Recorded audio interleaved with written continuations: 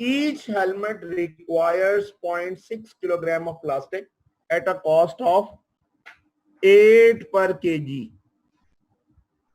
What cost of plastic should have been incurred to make 35,000 helmets? How much greater or less is this than the cost that was incurred? होनी क्या चाहिए थी, और उसके बाद break down the difference computed above, material price variance और material quantity variance.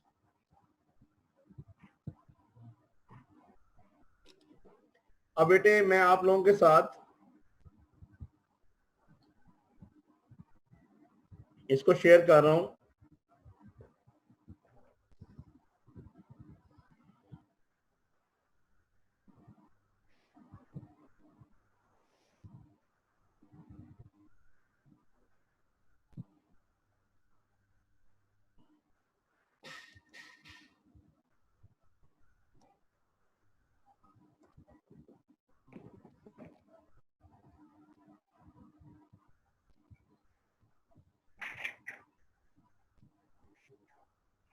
बेटे कैसे करना चाहिए, फुल फ्लेज न्यूमेरिकल्स किस तरह करना चाहिए, मैं आपके साथ शेयर कर रहा हूं. सबसे पहले हमें लिखना है एक्चुअल मटेरियल कॉस्ट क्या है, और बेटे इसका फॉर्मूला होना चाहिए actual quantity multiply by actual price. अब हमारे पास एक्चुअल क्वांटिटी क्या है, अगर हम देखें हमारे पास उसने बताया कि हमने 35,000 हेलमेट्स बनाए हैं, 22,500 किलोग्राम यूज किया, प्लास्टिक की कॉस्ट है 1,71,000. वैसे तो मैं 1,71,000 दिया हुआ है. अब आप सुने गौर से, इस क्वेश्चन को अटेम्प्ट करने के लिए हमारे पास ये 4 चीजें होनी चाहिए: actual quantity, standard quantity, actual price, standard price. अगर ये 4 चीजों का डाटा हमारे पास हो तो क्वेश्चन सॉल्व हो सकता है.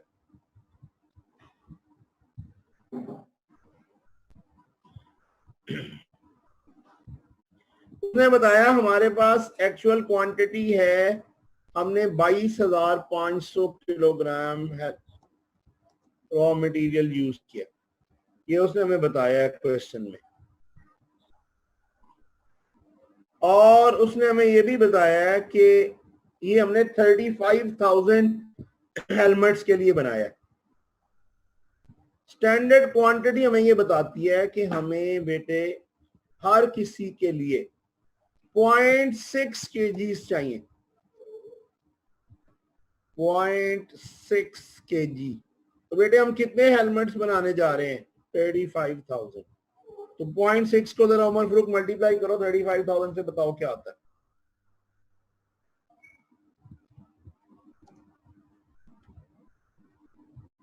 सर 21,000 आता है. 21,000 kgs. फिर जरा सुने ये कैसे आया.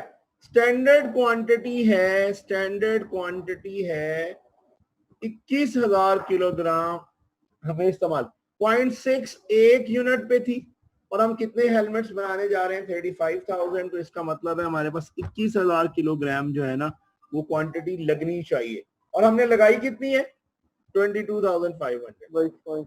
एक्चुअल प्राइस है 1,71,000, और ये बेटे कितने किलोग्राम की है, ये 22,500 केजीज की है. जरा एक का रेट बताएं क्या आता है डिवाइड करके. 7.6 सर. 7.6 क्या जी, 7.66 पर केजी. और स्टैंडर्ड प्राइस हमें दी हुई है क्वेश्चन में, स्टैंडर्ड प्राइस हमें दी हुई है और वो है 8 पर किलोग्राम.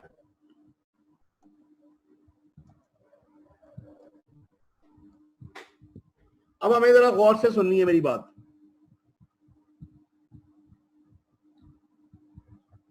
बेटे दिया हुआ है अरसलान 0.6 दिया हुआ है बुक पे, आपने तस्वीर नहीं खींची, ये है, ये दिया हुआ है, अगर आपको अभी भी शेयर हो रहा है।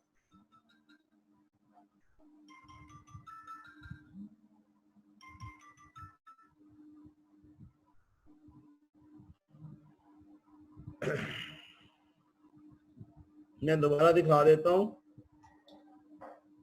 ये दिया हुआ है 0.6 kg, ये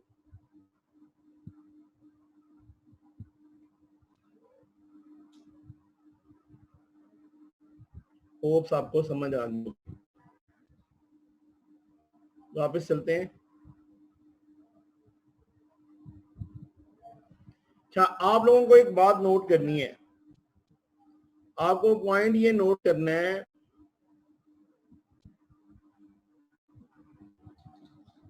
आपको पॉइंट ये नोट करना है कि जो हमें क्वांटिटी है ना वो टोटल चाहिए, जो रेट है ना वो हमें टोटल नहीं चाहिए, वो हमें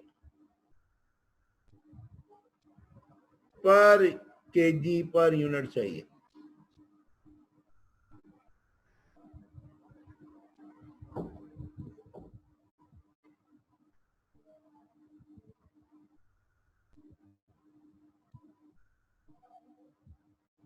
बेटे ये अगर आपने नोट कर लिया है तो फिर मैं आपको समझा सकता हूँ।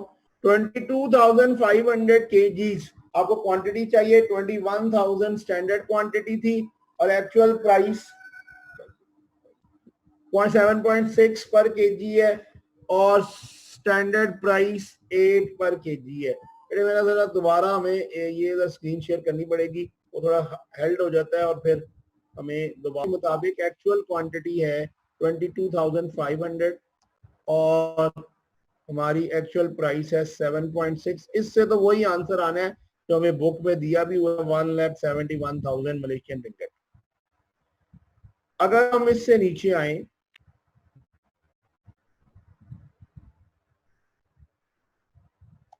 Standard material cost is equal to standard quantity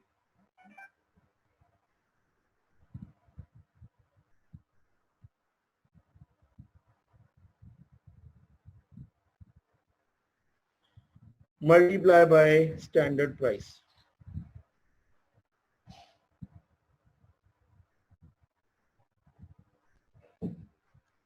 अब हमें नजर आ रहा है सामने स्टैंडर्ड क्वांटिटी है 21,000 मल्टीप्लाई बाय स्टैंडर्ड प्राइस है 8, बेटे बनता है 1,68,000 मलेशियन रिंगिट। अब बेटे अगर हम देखें तो हमारा मटेरियल स्पेंडिंग वेरिएंस क्या आ रहा है,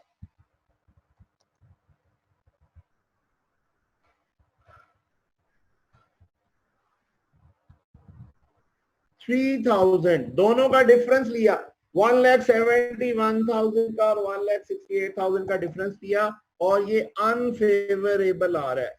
ये अनफेवरेबल क्यों आ रहा है जी, अनफेवरेबल क्यों आ रहा है सर? बेटे एक्चुअल मटेरियल कॉस्ट ज्यादा है, स्टैंडर्ड मटेरियल कॉस्ट कम है, इसका मतलब है हमने स्टैंडर्ड से ज्यादा खर्च किया है। हमारा स्टैंडर्ड कहता है 1,68,000 खर्च करना चाहिए था और हमने किया कितना है, हमने खर्च किया है 1,71,000। इसका मतलब हमने 3,000 ज्यादा स्पेंड किया है और ये ज्यादा स्पेंड करना हमारे लिए अनफेवरेबल है। अब हम इसको डिवाइड करेंगे एक मटेरियल प्राइस वेरिएंस में,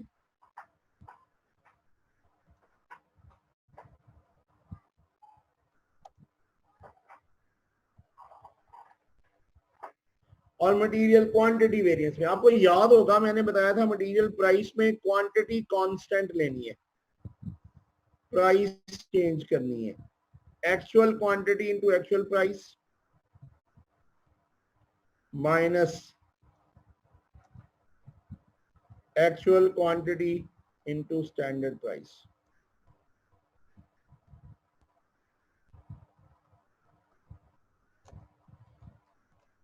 एक्चुअल क्वांटिटी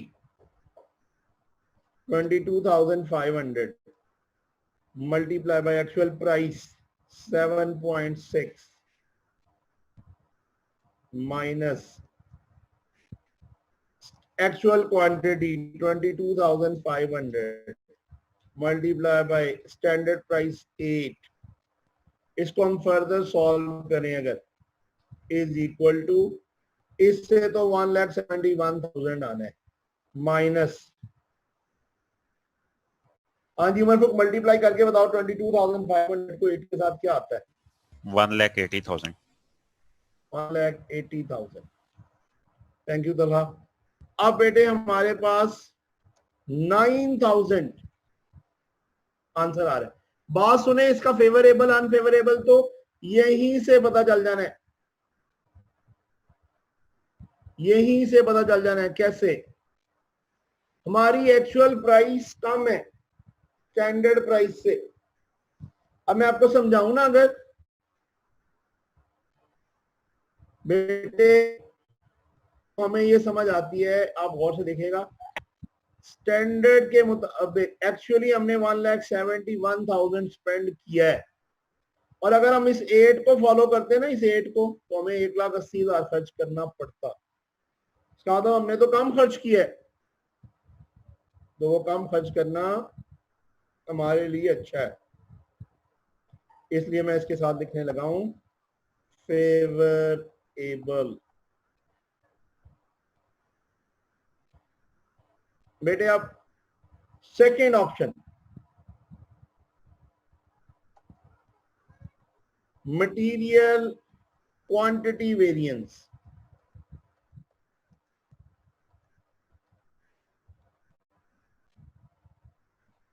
इसमें सबको जैसे पता है हमने क्वांटिटी को चेंज करना है और रेट को सेम लेना है। शायद आपको याद हो, जिस चीज का वेरिएंस फाइंड कर रहे होते हैं उसको हम चेंज करते हैं एक्चुअल क्वांटिटी। लेकिन मैंने ये भी बताया हुआ है कि स्टैंडर्ड वाली प्राइस कांस्टेंट लेनी है, क्योंकि हम एक्चुअल का स्टैंडर्ड से एनालिसिस कर रहे हैं।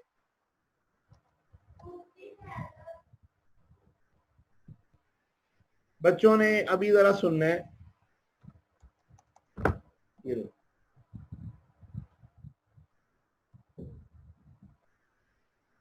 नहीं नेट नहीं चला रहा है।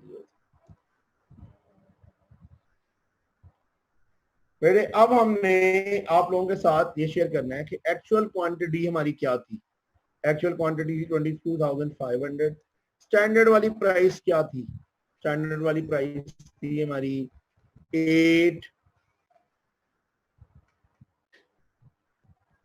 माइनस स्टैंडर्ड क्वांटिटी हमारी क्या थी 21,000, और हमारी स्टैंडर्ड वाली प्राइस क्या है 8। अगर हम इसको फर्दर प्रोसीड करें इज इक्वल टू, बेटे पहले वाले से आएगा 1,80,000 माइनस दूसरे वाले से आएगा 1,68,000। तो हमारे पास आंसर आ रहा है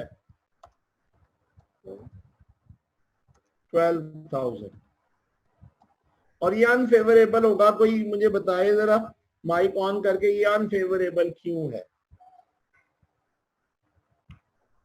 चले अब क्योंकि टाइम थोड़ा है बेटे, क्योंकि हमने एक्चुअली स्टैंडर्ड से ज्यादा क्वांटिटी यूज की। एक्चुअल में स्टैंडर्ड से ज्यादा क्वांटिटी यूज की।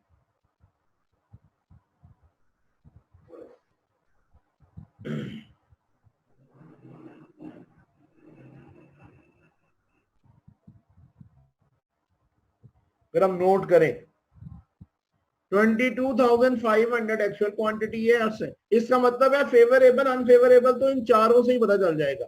अगर हमारा एक्चुअल वाला स्टैंडर्ड क्वांटिटी से ज्यादा एक्चुअल क्वांटिटी, तो इसका मतलब है अनफेवरेबल आंसर आना है क्वांटिटी का।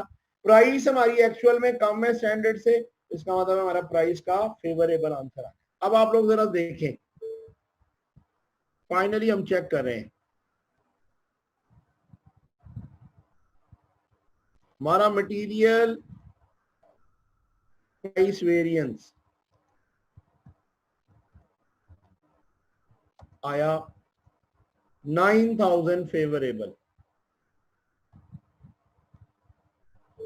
हमारा मटेरियल क्वांटिटी वेरिएंस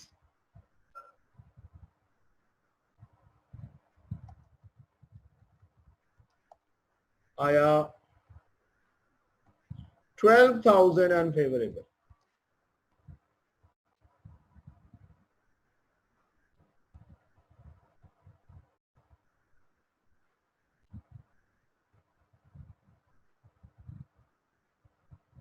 अनफेवरेबल बेटे नेट क्या आया 3,000 अनफेवरेबल। और आप ये चेक करें, हम ये मैं आपको अभी बता रहा हूं हाईलाइट करके, ये देखो हमारा मटेरियल स्पेंडिंग वेरिएंस क्या आया था 3,000 अनफेवरेबल। इसके इक्वल आंसर आना चाहिए। देखो इसी का एनालिसिस कर रहे थे ना, ये 3,000 क्यों आया। अब मैं आपको सम अप करके बता रहा हूं कि जो हमें मटेरियल में हमारी कॉस्ट ज्यादा आई है ना, हमने एनालिसिस करके बताया है परचेज डिपार्टमेंट इज एफिशिएंट। खरीदना किसका काम है, प्राइस किसका इशू है, परचेज का। Purchase department is efficient.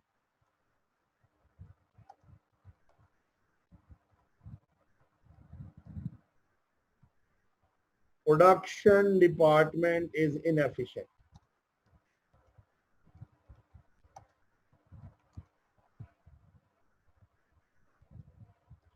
ध्यान से मेरी बात को सुनो। प्राइस के हवाले से हम अच्छे रहे हैं, प्राइस के हवाले से हम अच्छे रहे हैं, आप नोट करें, हमारा फेवरेबल आंसर है। लेकिन क्वांटिटी के हवाले से हम अनफेवरेबल रहे हैं। इसका क्या मतलब है, प्रोडक्शन वालों का बेड़ा गर्क है। परचेज वालों ने तो अच्छा परचेज करके दिया था, लेकिन प्रोडक्शन वालों ने अच्छा काम नहीं किया, उन्होंने ज्यादा क्वांटिटी यूज की है। ये है बेटे कंप्लीट एनालिसिस और कंप्लीट क्वेश्चन। इसकी पिक्चर ले लें, फिर उसके बाद मैं आपसे शेयर करता हूँ। हमारे पास 3-4 मिनट रह गए हैं, तो उसके बाद हम फिर आगे फर्दर प्रोसीड करते हैं।